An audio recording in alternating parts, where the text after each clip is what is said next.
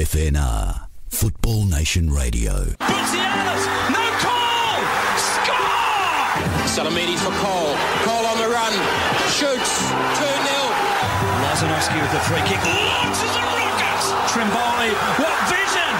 Blasts. Yes! That's it! Vujovic. Stoppelov, beautiful ball! Here's Bozanic. They might have won it! The Pioneers with George Donikian and George Kotzanis on FNR, Football Nation Radio.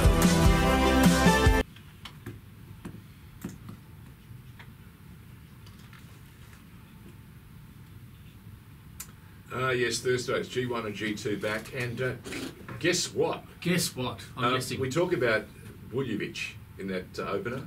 We do. And our guest, our pioneer this week, played against him. He did, actually. You want to talk about it? I'm happy to talk about Branko Vujovic till the cows come home. Don't about that. Me too. What about our guest? Our guest is... Leeds boy. Born in Leeds. Yeah.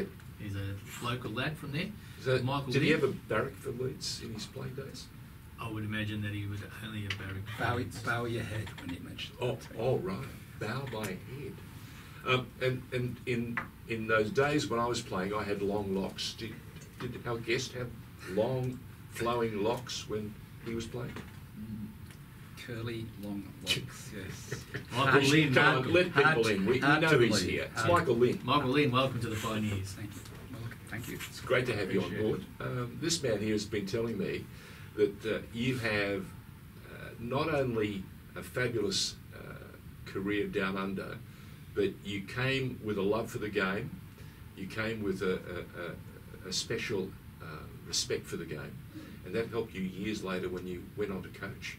And you coach, what is it, about 10 different clubs? Yeah, probably too many, but yeah. No.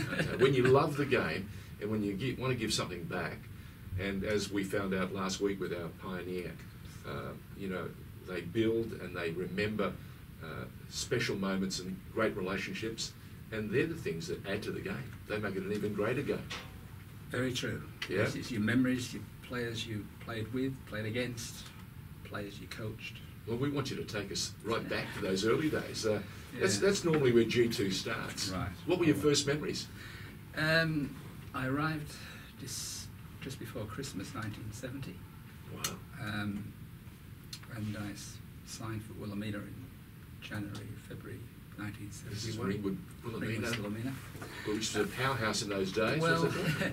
it surprised me. I think my biggest surprise was the quality of the players that were there. They were nearly all guys that had played professional football. What had you been told? I Nothing? Nothing. Just, I arrived. So why did you come down? I didn't come to a club. I just emigrated. Oh. And I applied. £10 pop? That's it. That's all I could afford from Yorkshire, I applied actually when I was 18 to emigrate. And then I filled in all the forms and got accepted and discovered that you could get called up to the army. So that was put on hold until I was 20. So I arrived and I thought, this will be easy, playing football in Australia. I'll be a superstar or something. No. Couldn't be more wrong. The quality of the players that were there, guys that had played 400 or 500 games for Watford and Aberdeen and Dundee, it was all... Or Austria, Rapid Austria, or whatever. Vienna, or Rapid Vienna, whatever it was. Particularly the ones you played against. I think my first game starting was against Footscray Just, and it was Frank Mitchell was normally the midfielder. He must have heard about me playing, so he went to sweeper, and I was taken off at half time. And Ken Contras looked at me and said, "Don't worry, son. That guy's been doing it to the best players in Europe for many, many years." Didn't make me feel any better whatsoever, but it was good to know I was playing against So that someone. particular game, ineffective was the word. Ineffective is a word. Ineffective. but very George much. Katsanis, Georgie delights in taking you way back. I mean, you touched on, 1970, the time when you came. I think it was December 2, 1970. Yeah.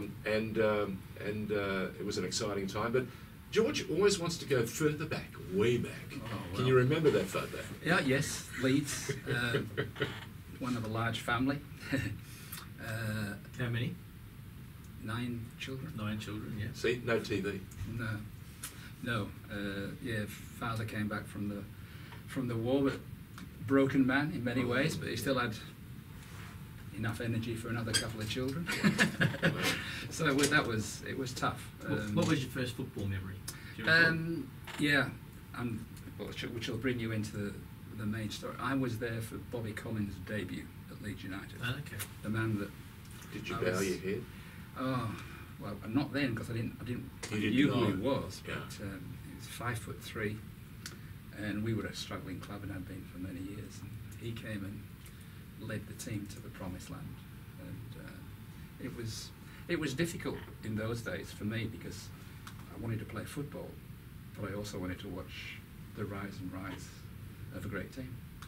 What made them so special? What made him so different? I think the whole club was built around a brilliant manager and some brilliant Scottish footballers. So all the Scots will be pleased to know that when England played Scotland as a young lad, I supported Scotland because that was half the Leeds team were Scottish. So, why could they never translate that quality that they would put in, week out, to their main games against England, whether they were played at Hampden Park or whether they were played at... because the record is not nearly as good as it should be. No, they had a pretty good record against England. Was it they had too many tribes? The McLaughlins and the McGregors could never play together? Very strange. I mean, some just great players, but they never seemed to gel. Yeah. Oh, wrong. Maybe if Jock Stein had been the manager of Scotland for... Or Ferguson. Yeah, well, we don't mention anybody from Manchester around here. Suits me down to the ground. So who were your childhood heroes? Billy Bremner, Bobby Collins, all the Scots. Yeah. So when England played Scotland, I always supported Scotland. So. Peter Lorimer, does that mean anything to you? Oh yeah, Eddie Gray. Had you ever seen a man hit a dead ball, as hard as Peter Lorimer? No, and not when you consider the balls in those days. Correct. And the pitches. No, this new ball that they've got nowadays. I'll take you back. Gerald Senstadt. Yes. Calling the game. And it's a dead ball situation. Peter Lorimer walks up and goes bang. And you heard the expression. Because that was the sound from those microphones. And the ball off the stanchions. The goalkeeper had not moved and wasn't likely to move except to pick it up when it bounced 10 yards back out onto the pitch. And he ran after it to grab it. That was the only time he got his hands on it. Astonishing. Yes. What made them so special? I don't know. I think talent. Yes. I think a lot of it, which is something that we'll talk about later, but a lot of young boys at the club at the same time. And Fire? Yeah, and they just grew up together. And what was it like being a fan? Were you like the 12th man? No. Well... No, did you feel like that at the time? Probably, yes. You were standing, you weren't having all seaters. Were you standing on your tiptoes or on bricks or... Whatever you could. And, I mean, Ellen Road in those days was not a particularly pretty ground. And in the 60s, there was a lot of trouble with supporters and stuff. So, but the team was great. An inspiration. Wow. You watched them from afar when we saw the likes of Harry make his way. Harry Kuehl, and we saw Mark Viduka come from Celtic, and really we saw the emergence of a fabulous young squad. And we're hearing that Leeds are on the rise again.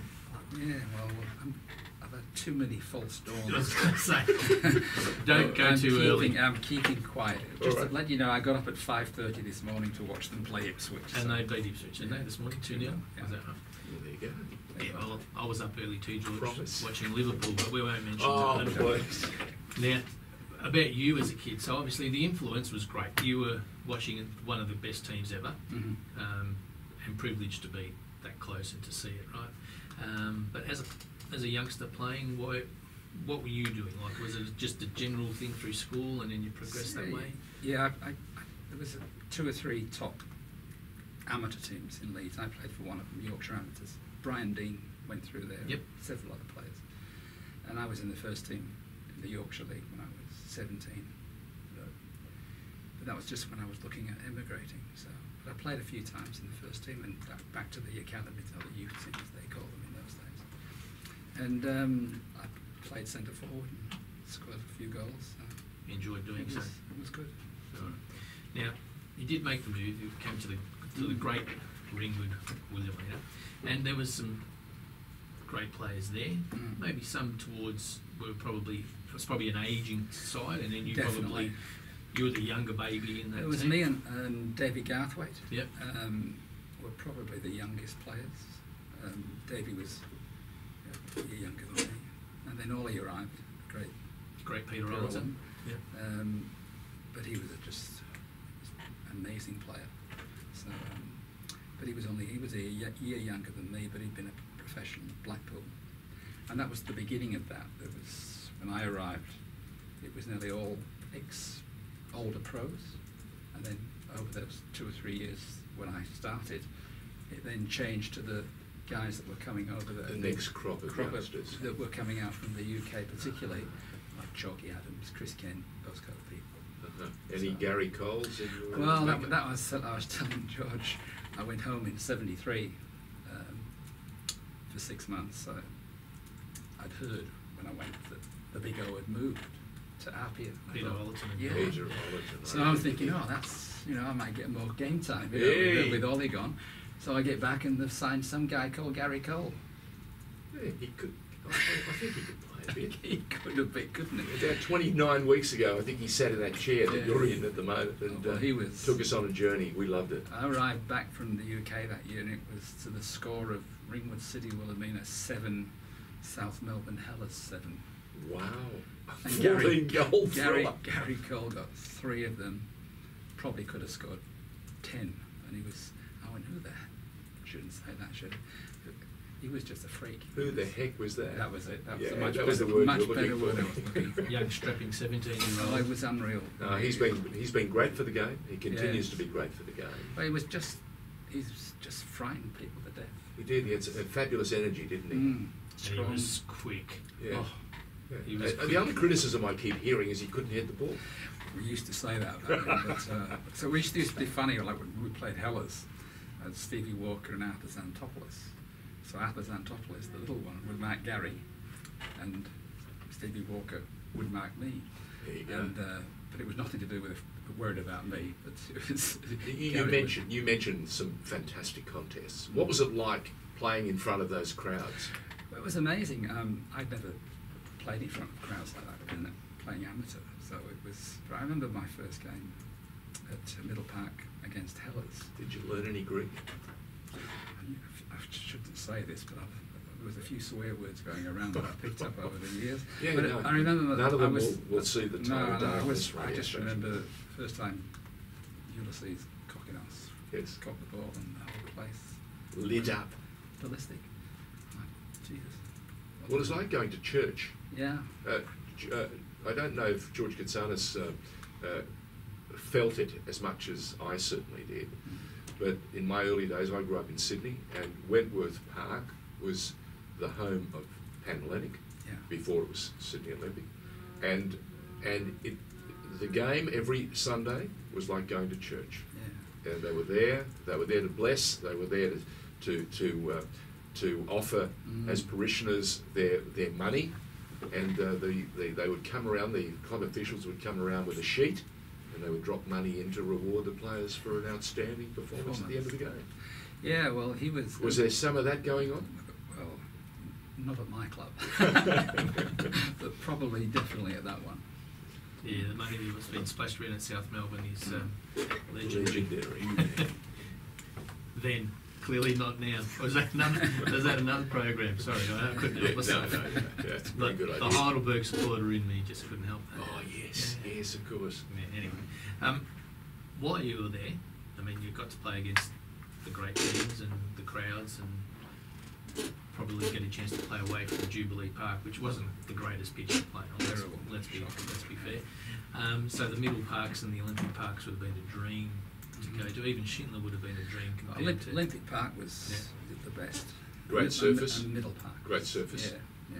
But a lot of the others, Schindler Reserve sometimes could be. But you were lucky. You were lucky, Michael. Our guest is Michael Lynn. You had a fantastic time, but you never had to worry about VAR. No. You just had to worry about cheeky referees who knew more about you guys than you probably did. Yeah. They refereed a bit differently, didn't they? They did. They used to let things flow. Did they ever talk to you? Was there a lot of banter? Chris Bambridge. Because G2 used to get himself into trouble with some of his banter. No, what we He had a short find, fuse.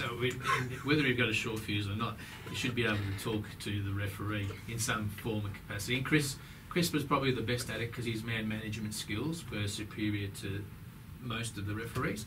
And the better your man management skills and your communications were, The further you go. the better referee you were. Yeah. It just Yeah. doesn't matter how well you read or saw the game, you still need to be able to handle Too true. people. Too And true. this is why you get suspended on a regular basis. Because you keep bringing up VAR.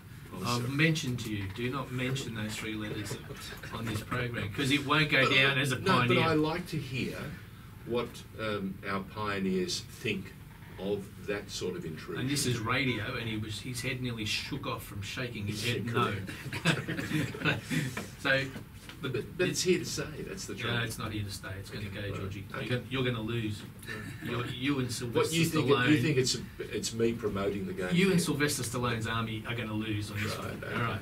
Now, Bobby Collins. Yes. All right. So you're at Ringwood. You've come halfway around the world. Yeah. And the second coach I have at Ringwood is Bobby Collins. You're one of your heroes from Leeds. He walks.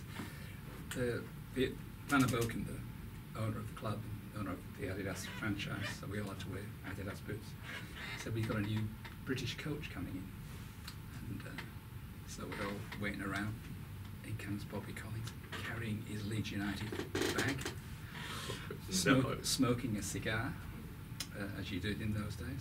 And I went, I don't believe this, but it was amazing.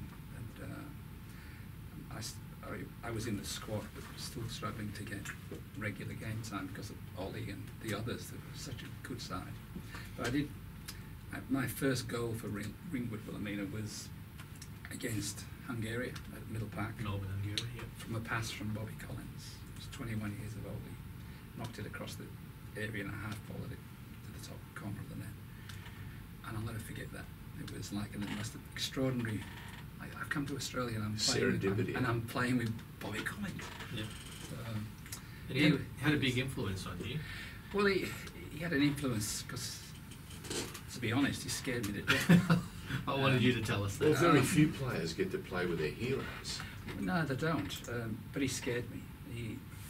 There's other stories that when I recall most, we were playing Croatia at Olympic Park and we 2-0 down at half time. Jimmy Mackay was just killing us.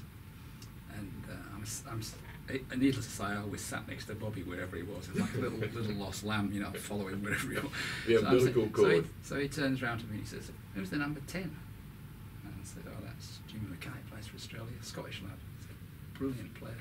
Probably was a bit over-exuberant about his abilities, and he was killing us. So in second half starts, and Bobby's normally all round the park, even though he was 40, he was so fit. But he's standing about 10 metres in front of me, and right next to Jimmy Mackay, and the next thing I see, Bobby just karate chopping, just out.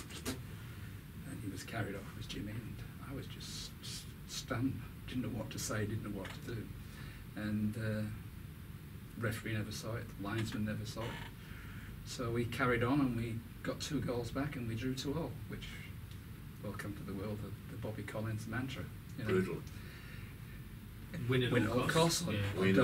or don't lose at all Well, costs. Luis Suarez, apparently, from all reports, Bruno Fornaroli said to us, when you play for Uruguay, you play only one way, for keeps. Keeps. Yeah. Yeah, well, he doesn't Well, that know was... he's Culturally, that's not something we know unless we're playing cricket. And to see how that worked out, we got into trouble. Yeah. And our side, it's pretty poor. It was an eye-opener to me because I was never a professional, but having seen a lot of ex-professionals play, it becomes a little bit clearer, but he was ruthless and brilliant. Did anyone player. say anything after the game? No, we all had a bit of difficulty getting away safely because of the crowd. Yes, because there would have been people on the pitch off the pitch who saw it. Yeah, definitely. So it was interesting. But it was just amazing playing with him, getting my first goal from a pass from him, then watching this, and it was really sad that he left so quickly. I think he was there for 13 weeks. We won 10, lost 102. And you look at Ringwood's history, it was not particularly strong history. So he only came out to do a guest stint? No, well, he got the sack. The story, he was... This is a great story. He had size 3 boots, did Bobby. Size 3? Yeah, he was 5'3" tall, 5'3" wide. His body was so strong. Low centre of gravity. But he had size 3 boots. And he only wore Puma. And so we were working for the man that's got Adidas. So Bobby Collins rips off the sash from the... And puts the stripes on it. And paints 3 stripes on it. Oh dear. So we all knew, we all had quietly amused by it all. So someone blabbed it to the one and only Peter Desira, and that was the headlines of the paper. So he was sacked. Peter couldn't resist and Fake boots. Fake Fake boots. Adidas boots. So he went to Sydney City as coach. And, You know, you mentioned that now.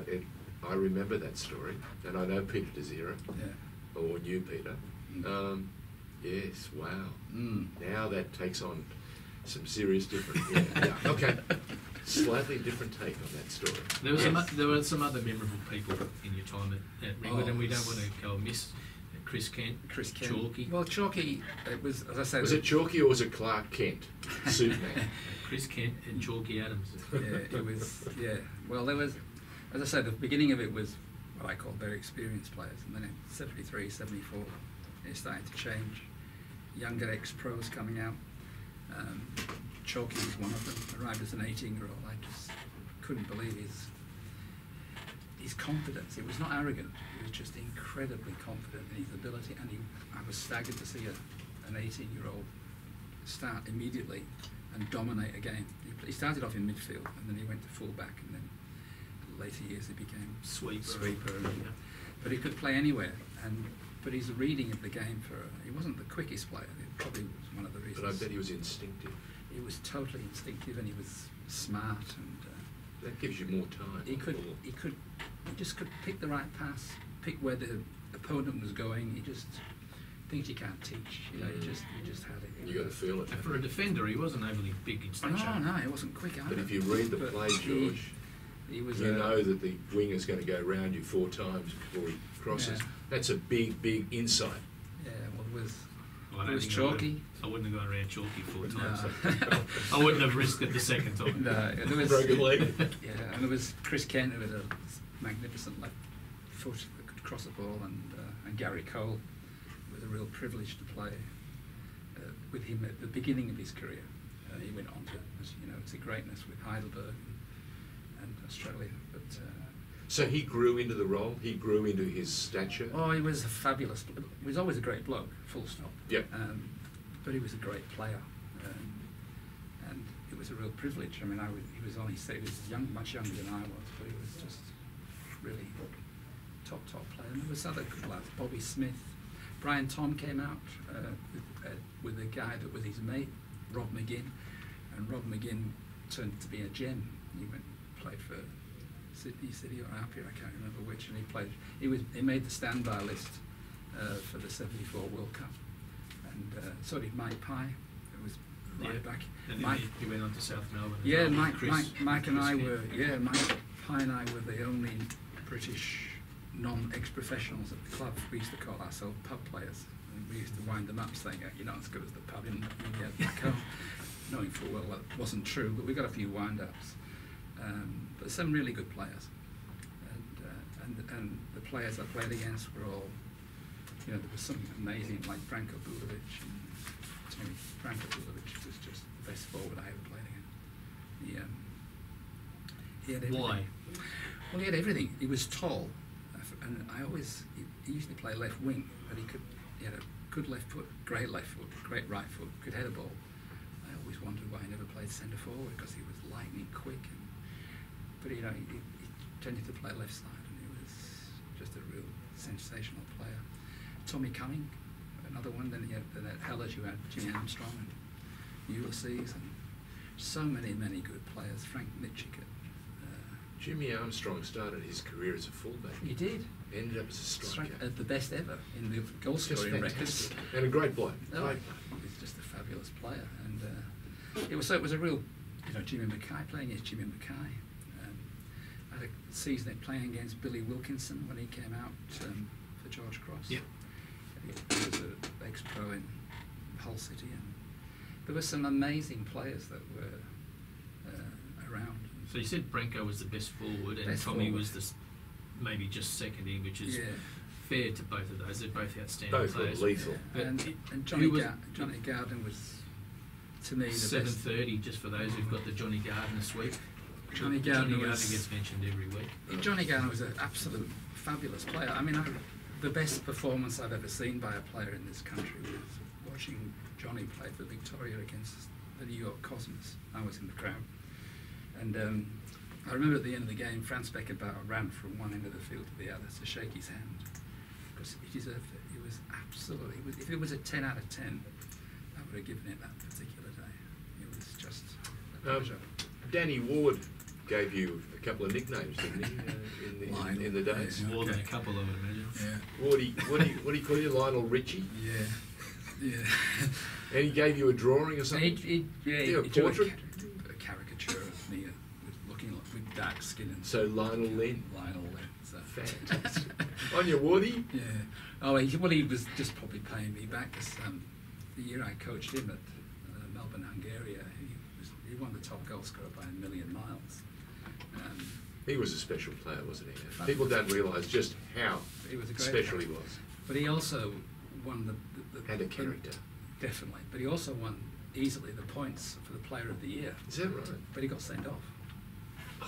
Why did he get sent off? He got sent off for swearing at his coach. No, not our guy. Yeah, he did. I'm sorry, Danny. Danny was, even up until recently, a sensational player. He was a great player. So people forget that before he joined the Bee Gees, he had a really successful soccer career. So it's important that everyone knows that he was a Wardy, we footballer interviewed first. Wardy for a documentary a couple of years ago. I couldn't get a word out of him. No, not true. He spoke really well. He's a good lad and a very good player. Right. So Croydon City was your next step. Why did you leave Ringwood, and why did you end up going to Croydon? They were the ones that would pay some money for me. Which, Transfer fee. look, it was a difficult period. I'd just done my senior coaching badge. I was 27. The National League was starting, and my knee was falling This is apart. the Phillips National Yeah. League, about 77, I think, got underway. Yeah, so I did my senior coaching badge, and it was like the most extraordinary experience for me. It was like a great big light bulb had gone on. There was Eric Worthington, Jimmy Shoulder, Good people. Ronnie Smith, Freddie Bunce, and it was like, why have I not come across this earlier? And it just so coincided that I had this wonderful opportunity to learn so much over the 3 weeks of the senior coaching course. I think I was the only current Victorian Soccer League player playing that, doing the course, and it was just wonderful. And then to have your knee go, and I've had a knee replacement subsequently, and I'm probably due another one to replace that one. So it was sad in a way. It was like, because the coaching course, I never even thought of coaching. It was what I was learning as a player. It was just everything about it. It was like an epiphany. Oh, it was, definitely. You mentioned knees. We're going to take a break in a moment. But Jimmy Tansey, both knees have been done and both hips. Yeah. So, it just goes to show you the players of that era Okay. really had to pay some penalty for all the tackles, all that drive and all that training. Never forget the cortisone injection. And You'll be fine. And tell us about hydrating. Did you hydrate in those days? No. Water? We were told, someone told Percy Cerity that only weak people Drink water. drink water. Someone told me Can you that. imagine how good Herb Elliott would have been? Absolutely. And he was a world champion and an Olympic champion Yes. who didn't drink water because his coach, his legendary coach, said, no, there's no water for my champion. Yes, hard to believe, isn't it? Extraordinary. Yeah, but I think that's one of the things I would say is, I mean, I coached for a long, long time, but my lack of understanding of physical fitness. Sports science. Yeah. Whereas George loves look it. at Look George, absolutely. He's finding out so much with his son now. Yeah. Well, it was different. And, He'll tell you the same thing. I'm finding out how expensive it is when you get injured. Let's take a break. We'll be back right after this. We're here with Michael Lynn on the Pioneers.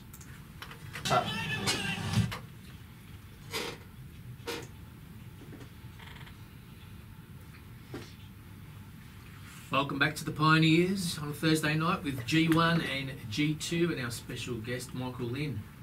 Normally we end up with a big rush at the end, and I'm going to avoid that this week. Mick, I want to go straight to the coaching career, right? Because a lot of your career was coaching. This is what they call a hook turn. Yeah, absolutely. And the influence you had on clubs and players who obviously still hold you in very high regard, or else you probably wouldn't be here. some of them do. Some of them do. Some of them All right. probably don't. Now, you coached at Faulkner, Polonia, Melbourne, Hungary, as we've mentioned. You cost Wardy that best and fairest. He probably will never forgive you. Spent a bit of time at Sunbury, Thomastown, Richmond, successful time at Richmond. Then a little bit of work at the South Melbourne as well with the youth team. Then you had that star-studded side of, can I call them pop stars? Is that being a bit... No, star-studded side at Moorabbin City. Yeah. There was some great players there, absolutely great players. Port Melbourne, and then you did a little bit of Waverley City. Yes, just a bit. Yeah, absolutely. So you've done a body of work. Now, you mentioned you went on the coaching course, and Ron Smith, the doctor, had a big influence on you. Massive. They all did, and it was, as I say, but at that time it was more about as a player. Yep. But when my knee finally packed in 28, 29 years of age, I took coaching up. Yeah. All right. And you knew it was for you, didn't you? Well, my first club was Faulkner, and they were the third division at the time, and they had a bare squad, I should say. But we had Carlos Sabadusi, who was the captain and inspiration for the club, and a really difficult, grouchy central midfield player called Tony Manenti, who could really play. Ex-Juventus, is that right? Yeah, he could really play, but it took a while to get him on used. side. Yeah. and a 19, 20-year-old Cesar Vittoria, centre half, and those three virtually got the club up. That was just fine, wasn't it? Yeah. And they got Did you like promoting youth? Oh yeah, I had all local lads at that club. It was a club I wanted. I could see myself staying there for a long, long time. Next year I did Les Gooney, and Bruno Sabadusi came to play with his brother, which was a big decision for Bruno. We'll have Bruno on in a few weeks. Yeah, well, Bruno was a big decision for him because he was playing with Juventus, playing very well, but he wanted to play with his brother. So I got the benefit of that. It didn't matter that he was earning twice as much as me, and you know, I didn't hold that against him. I was just privileged to have him play because he was a fantastic. What position was he? Well, he was a number 10, I suppose you'd say, but he could play anywhere, Yep. and he had a massive influence. We won the league, and he was outstanding. As was Les Gooney, who could play anywhere. Yep. And then I was the following year, which would have been my third year. I signed Ian Tuffield and Melon Selmer and Raiko Kajik, and I had a really good side. And unfortunately, I got the sack the night before the first league game. Soccer politics? Soccer politics. We won't say anything about it. No, we'll leave that alone. But it was sad because I really enjoyed Faulkner. And there's that bunch of lads. They still meet, they still catch up with each other, and they're a terrific group. Well, if you haven't had... Did you ever poach those players? No, I didn't. That's a mark of respect. And they were taken too from Faulkner, so you're probably best to stay away. Best to stay away, for safety's sake. And I couldn't afford Bruno. Yeah, that's right. And look, it's a sign of having had a career in Australian soccer. Yeah. If you've coached, if there hasn't been any soccer politics involved, you're telling lies, aren't you? Yeah. The only. Well, you haven't been at any of the right clubs. when I got the sack from Faulkner, I ended up coming back as a player at Kew. I could hardly run. I was going to say, on a really bad knee. Yeah, well, could hardly run, couldn't train, just played. Joe Doherty and Shuggy Mooney were very kind and helped me along the way. But Shuggy Mooney is another great name. But we did play against Faulkner. I'm not going to. I hope there's some of them are listening because I did score that day. Hey, you got your own back. Was it with the head or was it with the foot? No, with the foot. Of course. Now tell us about Polonia. Well, Polonia was the following year. I went and I took Danny McCluskey from Kew and George Petrov, and they had Stefan Miller and Leszek Dielikowski, the Polish great goalkeeper, Janusz Przybyla up front, and it was amazing. One of my early lessons was in '83. I went and had a day at Arsenal and a day at Leicester City, and the day at Leicester City was extraordinary because Gary Lineker was the superstar, but he'd gone for the day. The manager was having a week off in Spain, as you do, but they just had seven English and 7 Scots in the squad. Because Gary Lineker wasn't there, the youth team coach who was running the session had to play in indoor soccer. So they asked me to referee. Well, it was like World War III. It was like George, very giant of a guy, came up to me and said, "You're the worst referee I've ever seen." And I said that because Bobby McGuinness would be saying, "He's absolutely right." So there was 4 before you got to South. So anyway, it was. So were you trying to be too fair, or was that the problem, ref? I don't think you got the feel of what was at stake. It was serious stuff. Tell us about Stefan Miller. He was different. I've got to be honest, he's not my kind of player. How old was he by then? I'd be in his early 30s. Okay. He won the Rothmans. Yeah. But he used to drop 30, 40, 50 metres behind his defence. Yeah, because they're set in their ways. Very hard to turn them around. And it wasn't how I wanted to play. I'm the opposite. I wanted to. Is that why you promoted youth? A lot of the time, yes. But Stefan was just a fabulously gifted player, but he played his way, and there was nothing I was ever going to do about it. And but anyway, we were top of the league at the halfway stage of the year, and Soccer politics. All right. Wow. Surprise. We moved on. Melbourne, Hungary. Yeah, that was terrific. Yeah. I got the sack on the Tuesday at Polonia and started coaching at Melbourne, Hungary on the Thursday. So you've gone from Poland to Hungary. Yeah. That would have been interesting times. Where were they playing and training at the time? Williamstown? Corroy Creek Road. The dressing room was an old train. It was, yes, at the time, early doors, it was an old train. But they had Danny Ward, Ernie Tapai. Ernie Tapai? A young Ernie Tapai? 16 years of age. Gee. He was sensational. The Dronowskis there at that time? Was he bullet fast, Ernie Tapai? Was he bullet fast? No, it wasn't like Gary Cole or something, but he was skillful. Yeah. And they had the Costa and Louis Theodosopoulos, and there was a good club. Following year, I brought Paddy Bannon in for a bit of experience, and I brought a lot of kids in, George Tchaikovsky, and it was a really good side. Can I ask, in the 70s, we used to see a lot more youth, especially when rep sides were being put together. Should we see more of that, again in today? Should we see more of their rep sides, showcasing the next generation of talent? Well, you as a coach, I'm talking to you as a coach now. I think you've got to look. What was the catalyst for that in the 70s? What was it? What was the catalyst? In the 80s. A need. A need. The word is Ronnie Smith and the Institute of Sport. Okay. Which no longer is around, and I think that is something that should be considered. So you need someone to nod yes from the top. Correct. So that it permeates and goes through the whole system. And you look at the players that came through, Viduka, Kuhl, quality players. I was going to say very special, the B-bomber. Brett Anderton, all these. Well, there's a big factory of our golden generation all came through the AIS, and correct, from what Ron Smith had created there. And Blind Freddie or the FFA can't see it. Yeah. Soccer politics again, mate. Well, it's probably not soccer politics, just stupidity, because if you got any idea about football, you only need to open up a history book or speak to someone and realise that we used to produce world-class players. That's what we do with the Pioneers every week, June 2. All right, sorry, I got off track and I got all emotional. And then after that it was Thomastown. Was the next move that was really, I felt important. That's where I worked with Bobby McGuinness, who, this is where the offside story comes from. Bobby had a fabulous career even to then. I think he was 34 when I got hold of him, but he was... Over the hill, would you say? Well, you would have thought so, but no. But he used to spend a lot of the time playing off the shoulder of the last man. He was quick, he was sharp. He was lightning quick. Yeah. But what I didn't know, he had a fantastic first touch. And I wanted my striker to be a lot more involved in the build-up play. So I used to get him to spend a lot of time coming off his mark, because he had a wonderful first touch.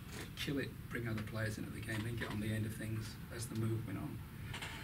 And it took a while, so in the end, when we used to have these, which a few of the players have talked about, the 7 versus 7 sessions, which I learnt from Leicester City, being very, very physical. And every time, I said, offsides apply. So every time he was running off the last man, I'd go offside, until I finally got him to, and when he did it so well. And I'd have to say I was very privileged to have coached some great strikers, Bob McGuinness, Danny Ward, Yanis Prisbila, Carl Gilder, Coops. But Bobby was a standout. And when you consider he was 34, yeah. I'd love to work with him when he was a bit younger. Well, he might have smacked me or something or other for offside. I wouldn't have thought so. I think he was a great professional who formed some great habits, and I think while he could be boisterous or yes. Argumentative, I think he knew what you were trying to do for him. Well, I'll give you an example. We played the Institute of Sport. Canberra, Canberra, and the players didn't get paid because there was no points. Yes. So we went there. Ronnie's a lovely guy, knowing really well. Someone who was Scottish, and we took the entire playing staff out for a night on the town. On the captain, night. was he? Was he the captain? No, he wasn't captain. Social. Captain of the social club. Yeah. And he took them all out for a night on the town. And we're playing the next day. So I said to Ronnie Smith the next day, "Do you mind if I take the gym over for a..." He said, "Well, you're going to take him to the gym now, the afternoon, playing at night." "I have to. It's the only way I'm going to get him to play." So we had a 7 versus 7 and Italy versus Britain, and it went strong. I think the right word is strong. Pear-shaped. And so Ronnie Smith's looking and going, "What are you doing? You know, you're playing tonight." But I thought the only way I'm going to get him to play, because they were all, thanks to Bobby, not in a very good condition. So we play the game at night, and they haven't lost a single game, and we're 2-0 up with 5 minutes to go, and everyone's celebrating. All Thomastown people are, first team to beat the Institute of Sport, but they scored 2 goals in the last 5 minutes, and Bobby and a few of the others seemed to blame me for having them out in the training session. It wasn't the social Nothing aspect. to do with the social aspect. It was the all gym session. All the gym session. So that was the other story. And after that was Richmond, was mainly the next one. I did have, in between that, I coached the Hellers youth team when Stevie Shaw had to take some time away. So I took that over for a You summer. speak Richmond, you speak Jim McLean. Jimmy McLean was there when I went to Richmond. Tell us about young Jim. Well, where can I start? He struggled to communicate well with most people because he never turned up for training. But his ability was extraordinary. I'd have to say, of all the players I've coached, he would be the best all-round player I've ever coached. And I'm saying that bearing in mind that I don't think I got more than 30 or 40% of his best out of him. He was just... Why? Well, you might have to ask him that, but I think there might be some history there. Well, hopefully You'll find out. But look, he was a great player, and when I went to Moorabbin, Sam Laverty gave me that who's who. You know, if you look at the list of players, it was an extraordinary squad. And Jimmy rang me and said, "Can I come?" I said, "Well, if you come, you're going to have to train." And he went, "Okay." I said, part of his contract with the club was he had to train. So, cut a long story short, pre-season training. We've got this run along, sounding about the dunes, down the dunes, round. First training session, first person in, Jimmy McLean. And I've got something's fishy here. Yeah. And I had Noel Mitten at the halfway line, you know. And Noel was a great mate of his. So, second training session, off they go. First person back, Jimmy McLean. They've done a He wasn't deal. disguising They've it. done So a I've gone. deal. So I went to know him. And I said, "Did Jimmy McLean get there?" He said, "Yeah, we came round." I said, "Are you sure about this? Because this is unheard of." So anyway, after about 2 weeks of this, Jimmy McLean is killing him in the train. So I said, "Jimmy, what is going on?" He said, "Micky, if I've known pre-season with this early, I'd have done it years ago." So he's starting to put in, wasn't He was. he? How old was he at this stage? I think he was in the early 30s. Early 30s, mid-30s. 34. Yeah. But he had so much ability, left foot, right foot, heading, shooting. And He made time stand still, didn't he? he was just an incredible athlete, or he could have been, if he'd have discovered it earlier. But what a player.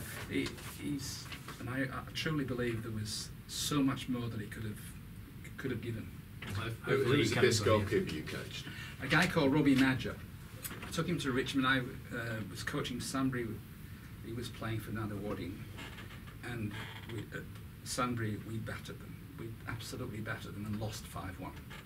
And this goalkeeper, Robbie Madger, was just one of those Jim Montgomery days, Sunderland goalkeeper against Leeds. Chalky had liked that. Montgomery did it against Australia too. Yeah.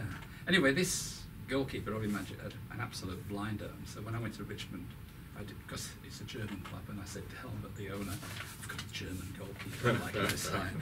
So he signed, and Robbie he should have been, it could have been a player, but his career took over his priorities, and that's life, isn't it? Yeah. But the 2 or 3 years I coached him, he was a phenomenal goalkeeper. Well, we had at Panhellenic, we had a guy called Helmut Rademacher. And his first game was against an international team playing at Wentworth Park against Panhellenic, and he turned it on. Yeah. He was impassable, and I just sat there, and of course he was decked out in all black, like the Black Cat. And of course the next day, Desira and others were saying, "Oh, the Black Cat, new Black Cat." I tell you what, when he was good, he was very, very good. When he was bad, it was awful. Like most keepers. Like most Oh, keepers. go away. Robbie Pianelto for word association. Yeah, well, Robbie was at Thomastown, and Yep. He was a young lad. I think he was 19 when I arrived, and he got the most terrible knee injury. Great empathy with him, having suffered the similar. But he was in the State League Team of the Year as a young player. He was a Socceroo in waiting, in my opinion. But tragically, his injury stopped him from getting that. But he was not only a great lad, but a very, very good footballer. Very good football. So he was a centre half. Centre half. And you had a pretty good defence at the time. Yeah, well, we had a number. We had John Mihalidis came from the Institute. He'd been up there with Ronnie, and he was outstanding. And a young lad called Frank Akarachi. Really good. I think if I'd have stayed a little bit longer, but you never know. No, but of course not. It wasn't to be. And they were good set of lads. And What about the young boy F. Stuffu? well, he was I saw him play as a 15-year-old or a 16-year-old, and I went over to his coach and said, "Look," he said, "oh, well, this club's forgotten who they were. We're closing up." So I took the whole youth team, and he was To Richmond. To Richmond, Yeah. and he played one reserve game, and then he came in the first team the following week and stayed there, and he had everything. He could have been anything. So Alex Estaffi. Yeah, and he was Just the one that Postecoglou took yeah. to He went South from Melbourne. Richmond to Port Melbourne Yep. and starred. Yep. And then he went, and Ange took him to South Melbourne. to South Melbourne. And I went and watched pre-season just out of interest to see how he was going, and he was taking all the corners, all the free kicks, like he was in the side. And, What happened? Hamstrings, chronic hamstring problems. Tragedy, because I had him. What paid his career? He did, yeah.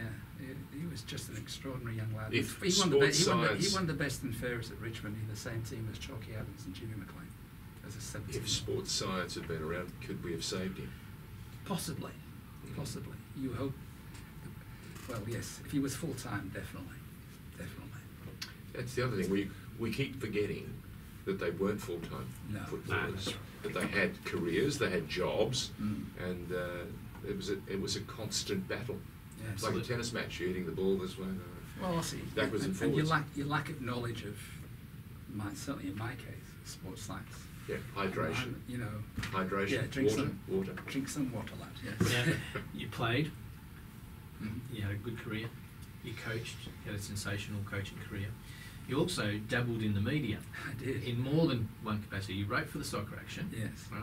You wrote for the Truth. Yes.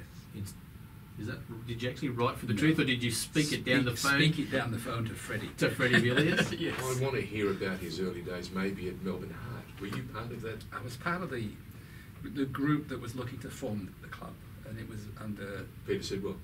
Well, it was really John Ilhan. Ah, okay. Crazy John. And then unfortunately in the middle of all that, Yes, he died. Yeah. And so Peter Sidwell took over, and it would have been, in my opinion, totally different if John had been around. If Ilhan had given them the boost financially too, would have been totally different, and you know, it was. What capacity were you involved in? I helped with the others prepare the application, the submission, and the football yeah. side of it. But yeah, look, it was. I brought in one other director, so it was, and there was Annie Glaus, Peter Sidwell, David Coverts, who I brought in, and then. Tremendous guy, David Coverts. Yes. Sensational. Lovely guy. Knows Lovely a lot guy. about racehorses too. Gumsy. Whatever. It eludes me, but a Melbourne Cup winner. Yeah. No, lovely. I brought him in, and he was a lovely. He was on. In my life, I was a business manager for a private Jewish school, and he was on the board. So we became friends. Special man. Lovely man. Yeah.